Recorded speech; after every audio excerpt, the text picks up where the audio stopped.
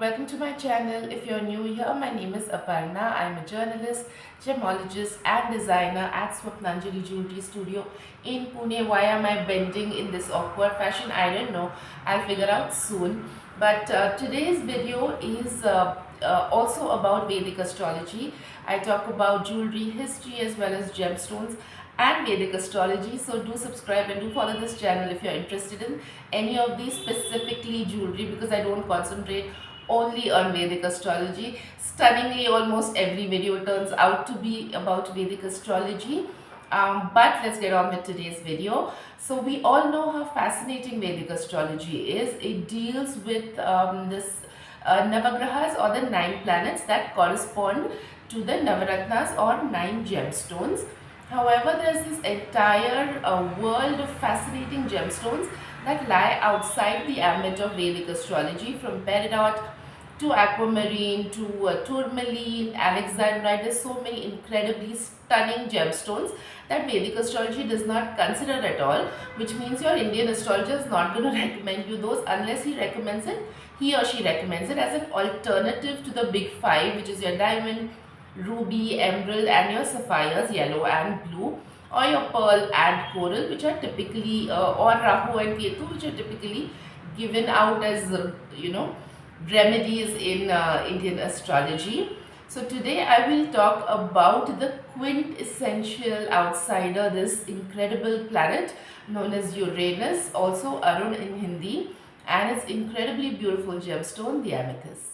So when this absolutely stunning planet was first discovered in 1781, it literally doubled the size of the solar system. Until then, the planet that was furthest from the sun was Saturn. When Uranus was discovered, it was twice as far from the sun as Saturn was.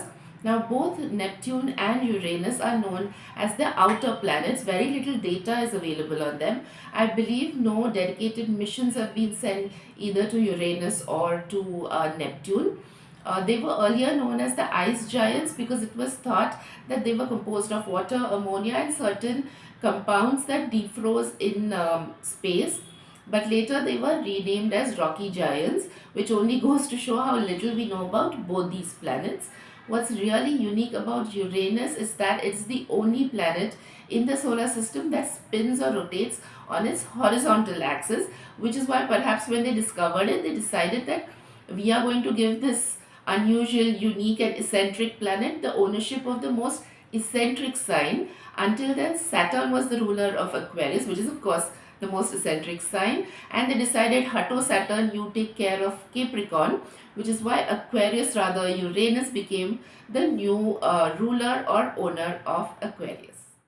Now, as eccentric as its owner Uranus is the gemstone of Uranus, which corresponds to the western sign of Aquarius, specifically February born Aquarians.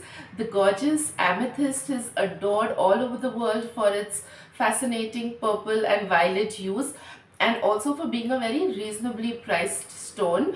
But it also comes with a lot of mythology attached to it. Some of the stories are quite violent, so I won't go into that.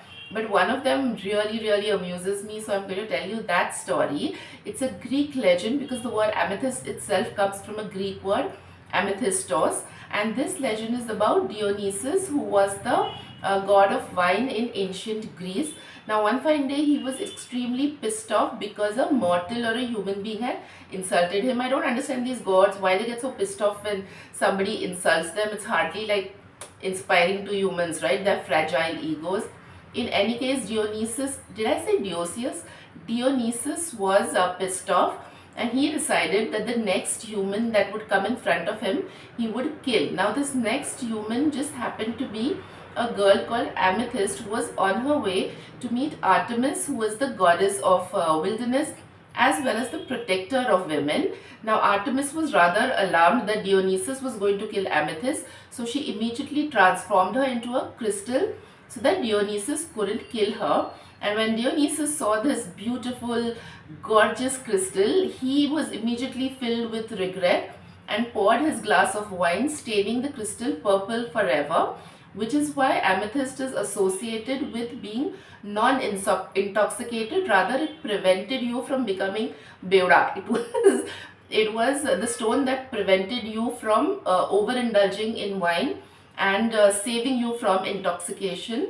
In ancient Egypt, it was a royal gemstone. It was worn by pharaohs and priests. It was said that it kept headaches away. Now bring Uranus into the ambit of Vedic astrology, and there is a planet, rather a shadow planet, that it resembles a lot in a manner that sometimes people even confuse them. That is of course Rahu. Rahu co-rules Aquarius in Vedic astrology, and Shani along with Shani. Now, Rahu and Uranus or Arun are both similar in the sense that they're both rebellious and non-conventional planets. They're rule breakers. They don't listen to anybody. They do what they want, when they want, how they want. You cannot dictate what they do. You cannot stop them. Both are unstoppable and extremely unconventional. They do not follow the norms of society. Yet there is a very subtle difference between Rahu and Ketu. Actually, if you look at it, it's not so subtle either.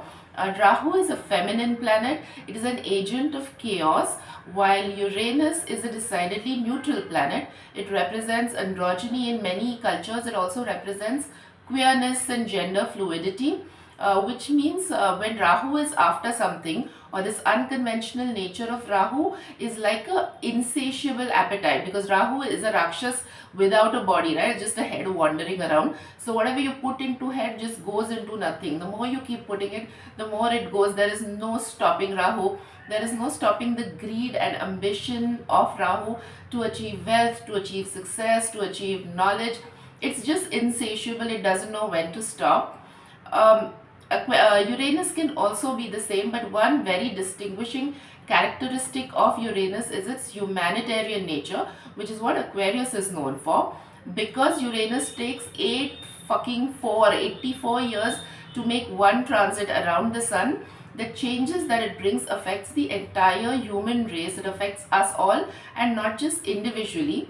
It is known for bringing a lot of social change and social consciousness, anything new that makes society better or changes us entirely as a race. Uranus is responsible for, and by association, the amethyst. So whenever somebody asks you to wear an amethyst, never mind for what reason, I've often heard of Indian astrologers recommend the amethyst for career growth. There could be other reasons, but whenever somebody asks you to wear it, if you're wearing it just for your own pleasure, then always remember its association with Aquarius, with the unconventional planet of Uranus, and the idea that it affects us entirely as a race and works towards the betterment of society as a whole. If you like this video, then do share it with friends, do subscribe to this channel, and I'll see you the next time. Bye.